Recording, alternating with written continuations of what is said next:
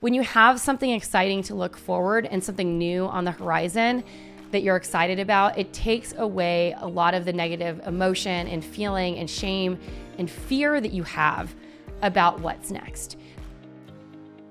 Welcome to the Thrive by Design podcast, episode 365. Hey there, it's Tracy Matthews, Chief Visionary Officer of Flourish and Thrive Academy, and the host of the show today. And I'm really excited to be here to talk about something that is very personal to me, burnout. And there's a really specific reason why I want to talk about this today. I've been going through an intense stage of burnout for the past 3 years. And it's literally put me so far through the ringer that I thought many people maybe listening to this show or a podcast might benefit from learning like how I'm kind of coming out of a cycle, a 3-year cycle of burnout, to feel excited and invigorated about my businesses again. So I'm going to give you backstory momentarily, but I've been getting a lot of messages from you on Instagram. And someone recently asked about this topic and another topic, like how do you know when you should close your business? When is the time? And I know that a lot of people really struggle with this because you started something that you've been very excited about and it's been your passion for a long time, but for some reason, the business you've built is starting to burn you to the ground and it feels exhausting. And there's a reason why I created the Desire Brand Effect methodology and wrote a book about it, is because I can only speak to things that I've experienced in my own life. And it is natural for a visionary and a creative to go through cycles of business and have to deal with different things. And that's why it's always important to really be leaning into how to improve your process or to make things better, because the best businesses that continually grow have a leader at the helm who is excited about what's happening. And if you're always in a state of overwhelm and you feel stressed out by your business and you're frazzled and you're doing all the things and it's too much, well, then you're not going to be showing up in a way that allows your business to expand. In fact, you're going to start to contract. And so I'm going to talk a lot about that today on this episode. And we're going to kind of dive deep into some of the things that I've been doing over the past year to help get me back to speed. And I finally feel good talking about it because it was something that was so close to me that I didn't want to talk to people about or even share with the community, because I didn't want people to worry like what's going to happen to Flourish and Thrive in this podcast and all the things that I've created. And I think the funniest part is that I was like really deep in burnout when I actually released the book. It's just allowed me the space to really like reflect once again, like what are we doing over here? How can we make this podcast, this community, and everything that we do at Flourish and Thrive Academy better, for our followers, for our listeners, for our students, for the members of our community. So the good news is that this massive stage of burnout that I've been in for the last 3 years has come into a great evolution of some awesome things that are coming out of it. And I'm excited because we're developing some new accelerators and products, and it's really made us take a hard look at our programs and how we can improve them and make them more sustainable for our students and our members. So I'm just excited about all of it. It's all good. And so I wanted to walk you through some of that, and I will in just a moment. But first, I wanted to talk a little bit about what's coming in the pipeline.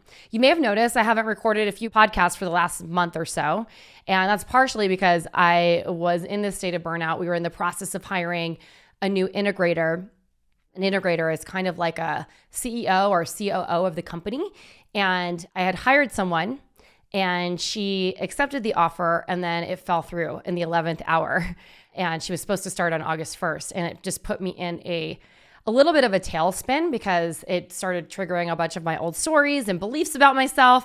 And I just need to put some things on pause right now. And it's not unusual for me to take a break from recording the podcast in the summer. I do it probably every year. But this year I hadn't planned on doing it, but it was a natural result.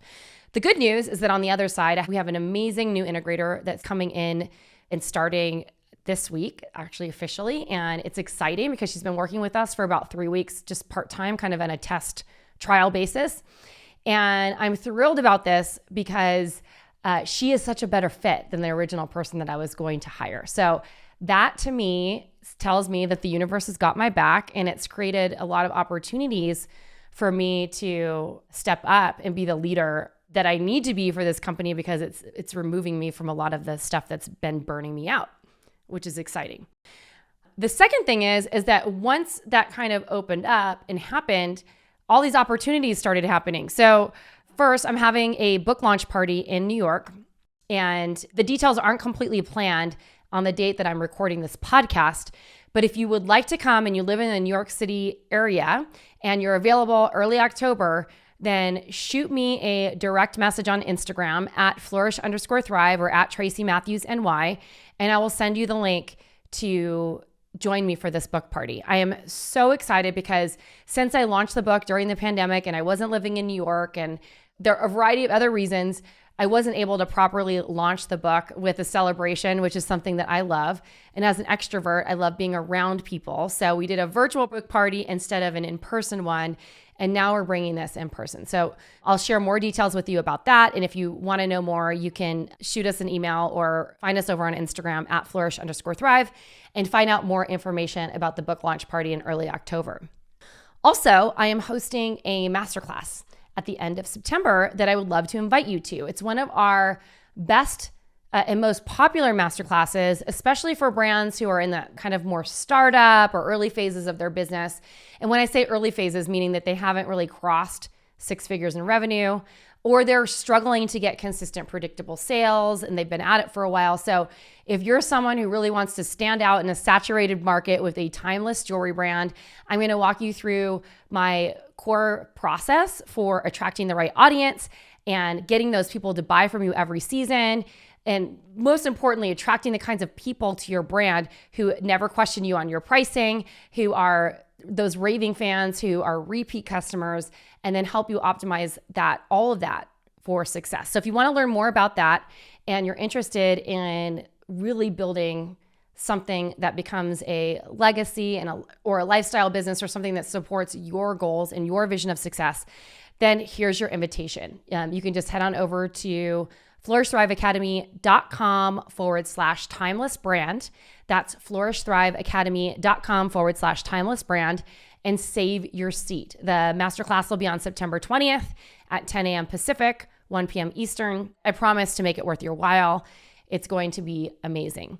And we might even give away a scholarship to our Laying the Foundation program. So if you've been looking at that program and thinking about it for a while, then the only way that you're going to win a scholarship is to save a seat for that masterclass.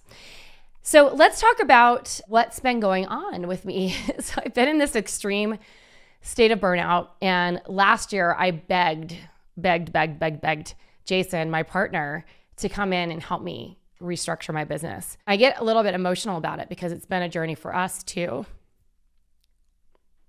Anyway, he agreed a little bit unwillingly because he knows that when people in a relationship work together, sometimes it affects the relationship, which I'm not going to lie, had affected our relationship. We're back to a really good place now. And it was nerve-wracking for both of us, but he knew that he could help. He knew I needed the help, and he decided to come on.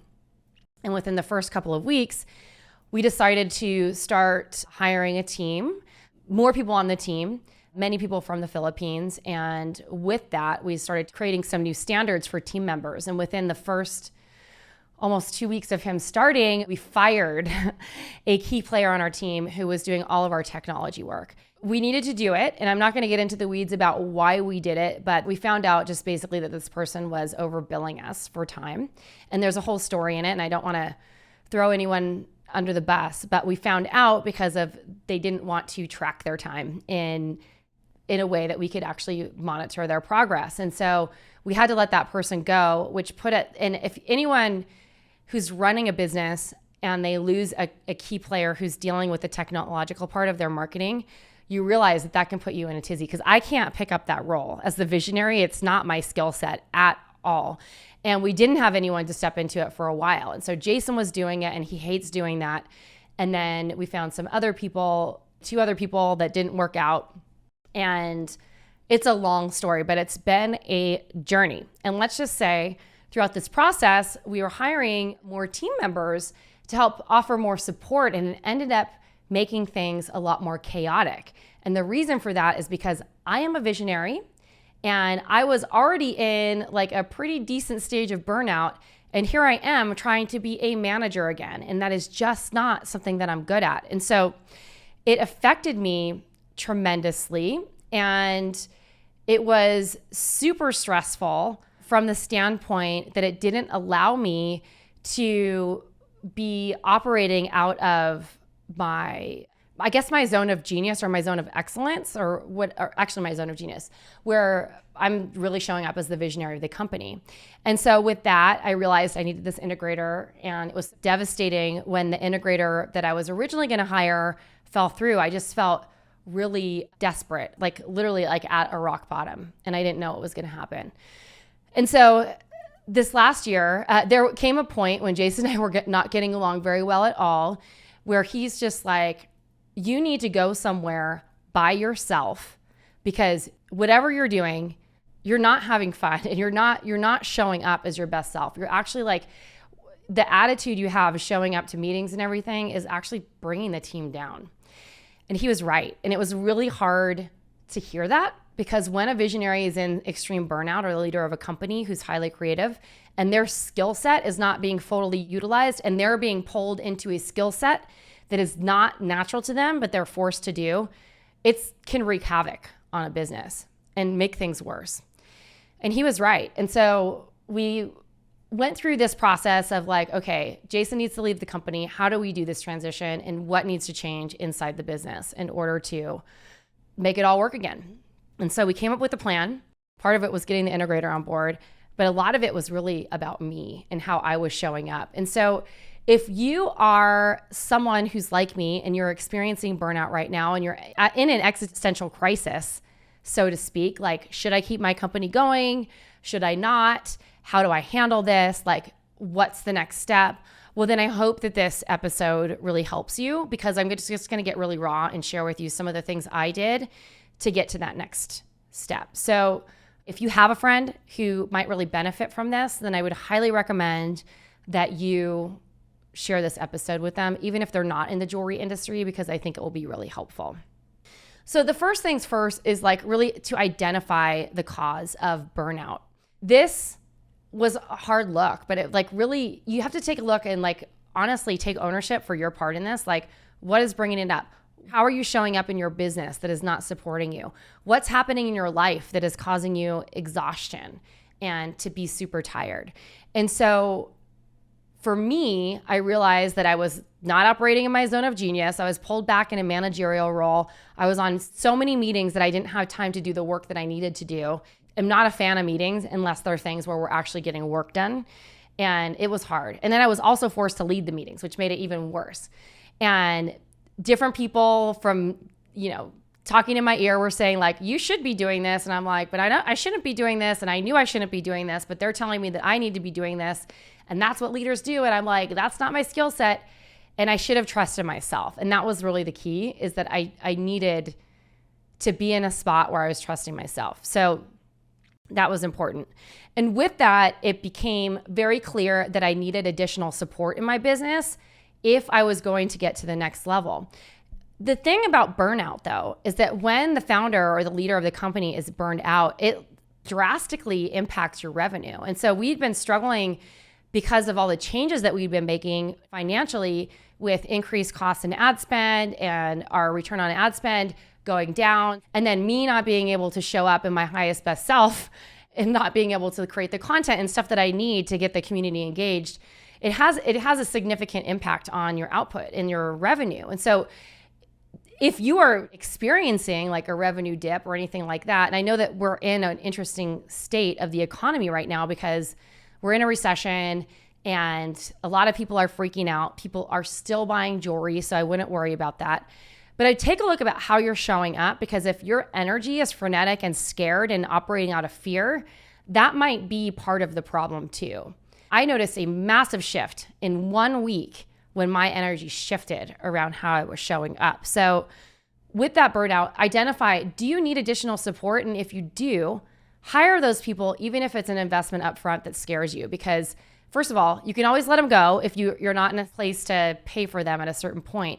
The other part of this is that if you don't get that additional support, whether it's from a community or hiring a coach or hiring someone actually to work on your team, then you're going to be putting yourself at a huge disadvantage for the long haul. And I know people who have sub 6-figure businesses, They're like, there's no way that I can do this. And that's pretty much true. I think if your business is sub 6 figures, you're probably not going to be able to hire like a full-time person or anything like that. But at the end of the day, there are ways to get additional support, to vent, to get coached and stuff like that, that is affordable that you can lean into. The third thing that I think that everyone who is suffering burnout at any phase should do is to take time selfishly for yourself. Even if you can't afford to travel somewhere, can you do a staycation? Can you check out of your business for a couple of days outside of the weekend? Can you do something nice for yourself? Like do some self-care, get a massage, get a facial, get your hands and feet done, like whatever it is. I know that sounds kind of dumb, but that selfish time and empty space is going to do so much to recharge your batteries. Maybe for you, it's to go on a long hike. Maybe it's to go camping. Maybe it's to check into a 5-star hotel. I don't know, whatever it is. Do something that's going to light you up. I still am planning on doing this. I just haven't been able to fit it because I have so many family weddings this month, but I am planning at some point to do like a little resort type of vacation for myself where I can go somewhere and just check into a resort and get some massages and do nothing for like 3 to 5 days. And it's on my radar, and I plan to do this because for me, I need it to recharge my batteries. Now, stage 4 in this, for me in particular, was to reconnect with like-minded individuals. This was really, really important for me because when I get into burnout or I feel chaotic, I have a tendency, even as an extreme extrovert, to isolate. And the reason why I isolate is because I have a lot of shame about being in a bad place.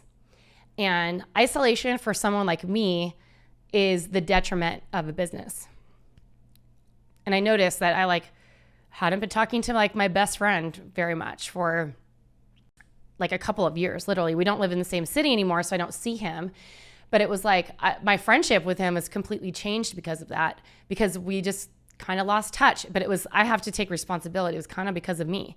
I felt really disconnected from my friend network. And I was experiencing extreme imposter syndrome. And something that really checked me out of this is that I got an email one day asking to be on the board of advisors or to join a board of advisory retreat to basically audition me for the board of advisors for this business group that I'm in. I was like, did they mean to send this email to me? Like, my business is so small compared to these $100 million companies in this group. And I responded back, I'm like, did you mean to send this to me? And they're like, yes, of course, you've been on our list for a while. And I was like, oh my gosh. I'm like, let me just figure out a few things. Of course, I want to go. And being in that group, I mean, it's one of my favorite groups to be in. And being in that group has literally been so great. It's different than a mastermind and stuff like that because we meet in small groups. Sometimes we meet with 100 people, but there's always time to connect with these like-minded entrepreneurs. And that's exactly why I started Flourish and Thrive. So I'm really excited because I'm going to be doing more live events and in-person things where we can connect and have masterminds and all the things. And so that in-person time completely recharged me. I just take a week off and went to Michigan to spend time with them. And I came out the other side and felt completely transformed. So if you're a jewelry designer or a maker or you have a jewelry brand and you're feeling isolated, I have a tear rolling down my cheek right now, come to one of our things, join one of our sales accelerators or business accelerators. Come to one of my in-person retreats. Come to my book launch party. These are all ways that you can connect with people and create these long-lasting friendships with people who are there to support you, because it goes way after the event or the accelerator or whatever it is. Real relationships are formed in these things. And that's why we have coaching programs and all the things. So get yourself support around with like-minded entrepreneurs. Now, the fifth step to this was to incorporate creative time or thinking time. Now, one of the problems with being in burnout is that you're in reactionary mode all the time. And so I had a very strict plan of having Wednesdays and most of Fridays as creative and thinking time. This is my time to catch up, to sit with my thoughts, to strategize, and to grow my business. But because I was in the weeds doing so much in the business and out of my element and natural zone, I was scrambling all the time, and I started to blow off my creative days. I started filling them up with meetings and work, like production work that needed to happen. And I've decided that I'm no longer going to do that. Once we're out of this cycle and Danny, my new integrator, is onboarded and fully functional, taking over my responsibilities that I've been doing of integration, or the responsibilities that I was doing in an integration standpoint, I'm going back to this because it is integral for the success of your business. Even if it's just a couple hours a week, you need time to think about high-level strategies that will grow your business. And when you don't have that, you are gonna feel depleted. You need it. Trust me on that. Number 6, take care of yourself. It's times like these that we have a tendency to eat junk food, go for the burger and fries, drink the alcohol to relax, not get enough sleep, put our heads in front of the TV. Sometimes I do that at night because it helps me wind down. But like all the things that are like literally escapism modes, especially like the personal care, like you need to be working out. You need to be taking care of your body. You need to be moving and doing the things that are going to help you feel good, because it's already hard enough when you're shaming yourself and feeling bad about yourself and who you are and you're overwhelmed. If you're not taking care of this vessel and helping it regenerate and feel strong and healthy, then you're going to have an even harder time of getting out of this mode. So take care of yourself. This is really important. And the sleep is probably the most important part of that. Now, the second step for me was really reconnecting with my why, because there were times, I'm not going to lie, when I thought about just shutting Flourish and Thrive Academy down. And that's hard to even admit publicly here. And the reason that I wanted to shut it down because I couldn't see a way out. But I lost my entire reasoning and the purpose about why I was doing this business. And I came to this realization that I had built this business out of one of the biggest traumas of my life. And it was the failure of my first jewelry company. I'd done things right for a long time. And then the 2008 market crash just took it out overnight. And I had still felt a lot of shame around that. And I really wanted to protect people from ever having that happen to them. And I was reliving trauma every single day and I hadn't realized it. And so I had to get back to the real reason, the root reason why I was doing this. And it wasn't necessarily to prevent people from failing in business, even though that's a result of everything that we do over here. It was really because of my desire to support people in business. And that little shift changed everything. And what I decided through that process is that we are going to simplify the things that we are doing, which is leading me into number 8, reduce the complexity in your business. Simplify our offerings. In fact, we just completed a bundle retirement sale. We decided to get rid of all of our low-cost bundles and products because we realized that it was just dead weight that was weighing on the company. And it didn't take very much for us to promote it, but we weren't selling that many because we only have a limited number in our sales cycle to actually promote them. And the way people get the best result working with us is really through our programs. And we know that. And so when we developed these low-end products during the pandemic, when people were freaking out, we realized that they had served their time and the time now is to retire them. So we are doing everything that we can do to reduce complexity in the business so that we can focus on simplifying and streamlining our offers and keeping things focused in a way that we can support people where they are. And it's scary to do sometimes because you're like, gosh, I've made this product has supported this business in so many ways and it's generated so much revenue. Like if we retire it, what's next? Like what happens? And it's scary, but it's like we have to do it. It's the best thing to do. And a couple years ago, we retired the majority of our programs outside of laying the foundation, our momentum program and our TYC accelerator. And that was really scary for a while. It did affect our sales for a minute, but we realized that in order to really scale what we're doing well, that we needed to let go of the dead weight. So for you, this might be looking like cutting out in-person events if they're not performing for you. This might mean reducing your collection size. This might mean figuring out like how do you get the most with the least amount of time out of your business. So there's a lot of things that you might want to be looking through that filter. And it really takes a moment of reflection to cut out all that complexity. And then number 9 is to get excited about something. So when I started doing all of these things, and most of this has just happened within the last month, when I started doing all these things, even though this has been a 3-year process of us trying to do it, everything's kind of coming together now. A lot of things started to open up. I was asked to speak at the Jewelry Summit event in New York City on October 9th, which opened up an opportunity for me to finally have this book launch party that I've been wanting to do, which opened up an opportunity for me to partner with other jewelry organizations and get back to New York to see my friends and to feel alive again. And so much has happened in like the last 24 hours, even before I recorded this podcast. So more will be revealed. And I had to get this in so that my producer can edit it in time for the episode to go live. But I wanted to mention that because when you have something exciting to look forward and something new on the horizon that you're excited about, it takes away a lot of the negative emotion and feeling and shame and fear that you have about what's next. So I am pumped for this, and I'm super excited to continue supporting you guys throughout the holiday season. So I'm going to wrap this up, and I would love to know what really resonated with you. I'm going to walk you through these 9 things really first. First is to identify the cause of burnout. The second is identify in your business where you need support. So this might look like hiring on a team member, a freelancer, a virtual assistant. Number 3, take time selfishly for yourself. Number 4, reconnect with like-minded entrepreneurs. Number 5, incorporate creative or thinking time into your business and your week. Number 6, take care of yourself. Get the sleep. Do all the workouts, eat healthy. Those things are important. Number 7, reconnect with your why. And number 8, reduce the complexity in your business and your life. And number 9, create an event or an experience to look forward to. So I really, truly hope that this was helpful for you today.